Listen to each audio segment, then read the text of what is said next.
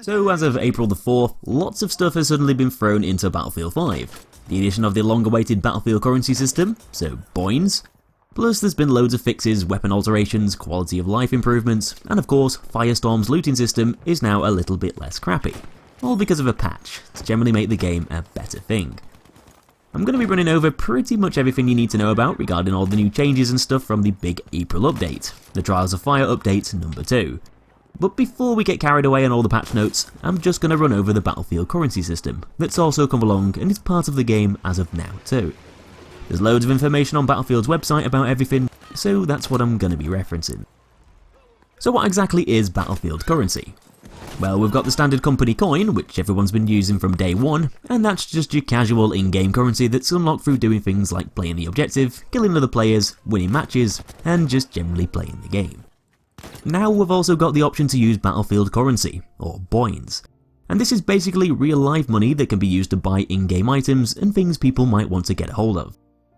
Battlefield currency kinda runs in a typical way, which is similar to a lot of other games, where you can buy specific set amounts, right the way up to 6,000, all varying in prices depending on the amount selected.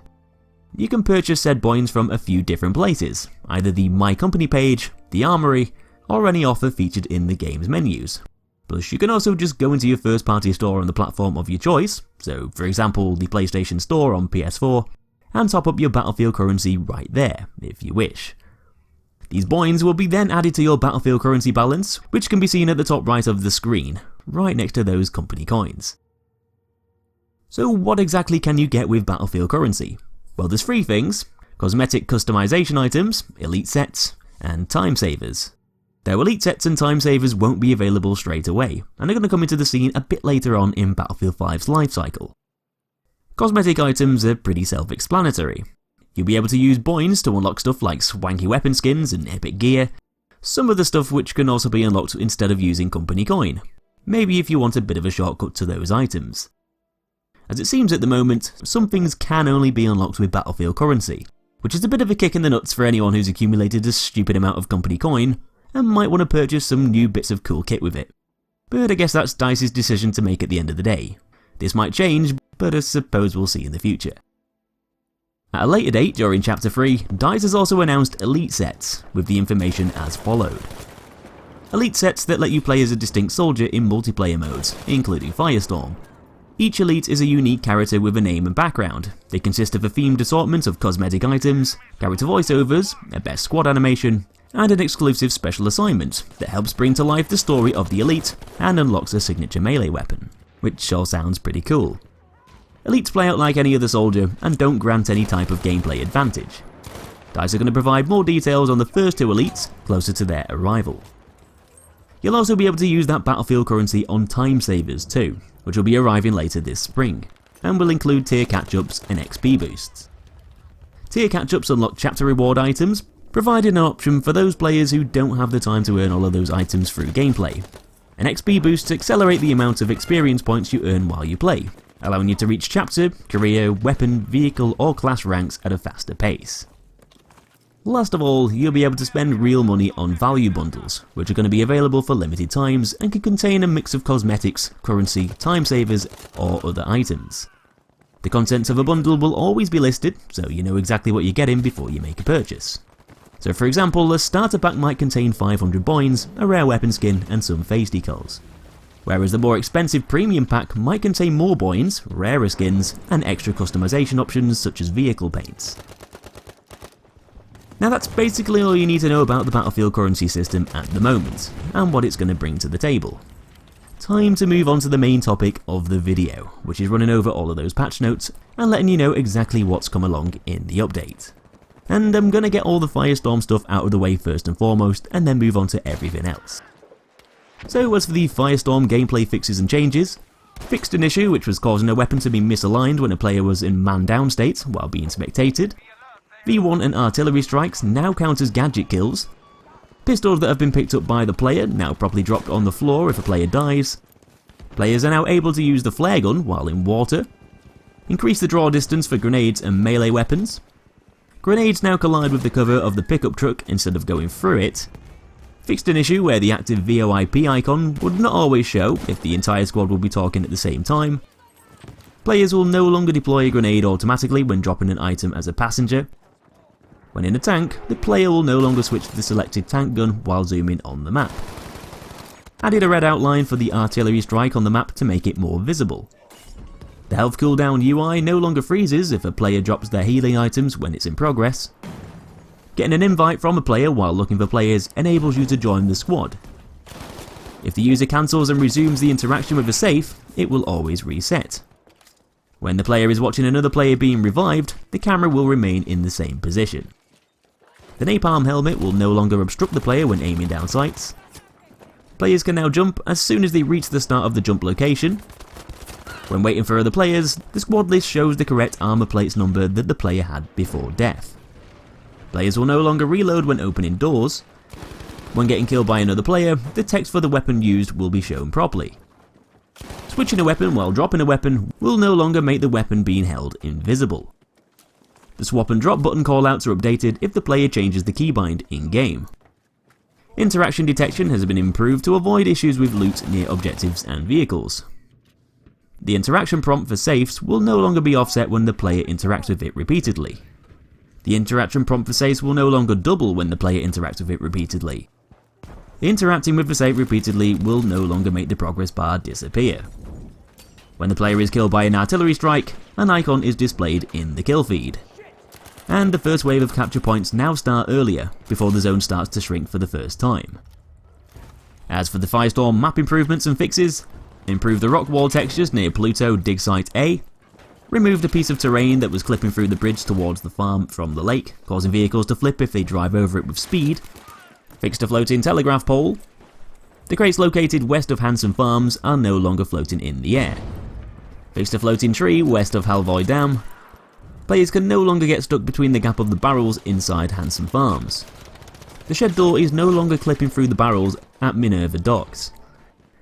Players can no longer get stuck while prone under the wooden platform next to the fishing cabin near Halvoy Dam. Players can no longer get stuck between the wall and the railway sleeper stacks east of Minerva Docks. Players can no longer get stuck when jumping between the metal bars at Pluto Dig Site A.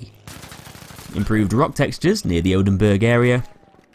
Players can no longer get stuck between the tree and the wall north of Minerva Docks. Players can no longer hide behind the waterfall south of Minerva Docks. The wooden crates are no longer floating above the floor inside the shed southeast of Hanson Farms. The wooden crate no longer blocks the player from vaulting through the window in Arctic House west of Hanson Farms.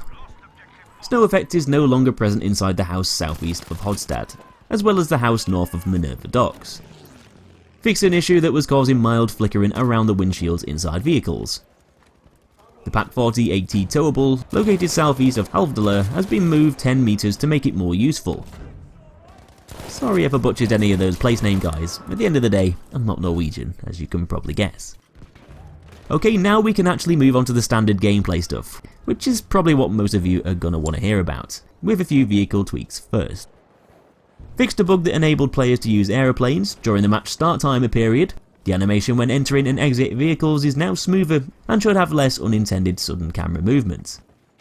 Fixed an issue that could cause a temporary black screen when reloading a stationary turret while using its zoom functionality at the same time. Made audio improvements to audibility of other players' tanks. As for weapons, gadgets and specializations, fixed the Ribiral's aperture sights being misaligned and using the wrong magnification. Tweaked the Gewehr 43's reflex sights to look better. Tweaked the Bren's max recoil, which was too low. Reduced the M1897's damage drop-off start distance by 1 meter for all ammo types. The data indicated that the 1897 had a bit too much range compared to other shotguns. Changed the way camera recoil works when firing. Weapons are allowed to go a bit more off-center now. The true point of aim will follow the weapon and is not fixed to the center of the screen. Changed the way SMG and assault rifle dispersion increases while firing in ADS. The second, third and sometimes fourth shots for low rate of fire weapons are now more predictable, while later shots are less predictable. Also shortened the time it takes for dispersion to decrease when no longer firing. This means that short bursts are a bit more effective, while long bursts or mag dumps are a bit less effective. Fixed an issue that would prevent shotgun damage decals to appear on vehicles. The knife animation no longer triggers after firing the last round of a Panzerfaust. bullet impact sounds have been further localized, and the amount by which they can attenuate non-player weapons has been reduced. Improved audibility of single-shot weapons. Improved audibility of late reflections for automatic weapons based on distance from listener. Adjusted headphone mix for low frequencies to smooth out positioning. Soldier fixes include: fixed a bug with the medic class that would result in weapon floating in the air while the player was running briefly after reviving another player. The first person animation when picking up health packs and ammo packs has been moved to take up less screen space for improved visibility. Maps and mode tweaks include: fixed an issue in the practice range where vehicles would not spawn when the user restarts the range. Fixed a visual bug in the practice range which would cause the player's body to be invisible while driving the Kubel wagon in third person. Now moving on to the UI HUD options assignment section, with notes as followed. Fixed an issue where the ticket counter was not visible when playing Breakthrough, Frontlines and Airborne. Disabled the saturation effect when regenerating health. Fixed a hang that could occur if players looked at the server info from within the social hub while being in the Your Company screen. Fixed a bug which could prevent players from deploying, prompting the error message: the class you have selected is violating the server rules, if they had equipped a newly unlocked site. Fixed a bug which prevented players from speeding up the bleed out timer when being in a down state. Improved responsiveness and accuracy of the comma rows and the squad reinforcements rows when using a controller. Fixed an issue that could cause equipped vanity items to get unequipped when players purchased and equipped something else. Fixed the placement of the buy button in the replace weapon screen to no longer clip into the divider line. Fixed an issue where players would purchase something with company coin and get a not enough company coin error message even if they had enough currency. Fixed a bug that would cause the idle kick functionality to not always work. Improved how class characters are loaded while scrolling through them while in the hangar between matches. Added the soldier stance icon from single player into multiplayer. In the grenade selection menu, the smoke grenade selection will no longer show the frag grenade demonstration video. And last of all on the patch notes are some PC specific improvements. Increase maximum ray count in DXR Ultra to improve reflection quality. DLSS is now supported in borderless mode. Made improvements to DLSS sharpness. Fixed an issue that caused the customization screen to be darker than intended when having DX12 enabled. Fixed a rendering issue that could cause graphical corruption when spamming various player actions. Fixed a bug that would cause the game to hang if a player mashed all the keyboard and mouse buttons while in the keybinding menu. In Firestorm, opening the map and using the scroll button while inside a tank in the gunner position will no longer switch the selected tank gun as well. And that pretty much completes the list of patch notes, and is basically the end of this video. No more things you really need to know about the April 4th update. So once again guys, thanks for watching, hope this video helped you out. If it did, you know what to do. And be sure to subscribe and hit that notification bell if you want to see more content and hear my voice talk about Battlefield stuff. Take it easy, and I'll be seeing you in that next episode.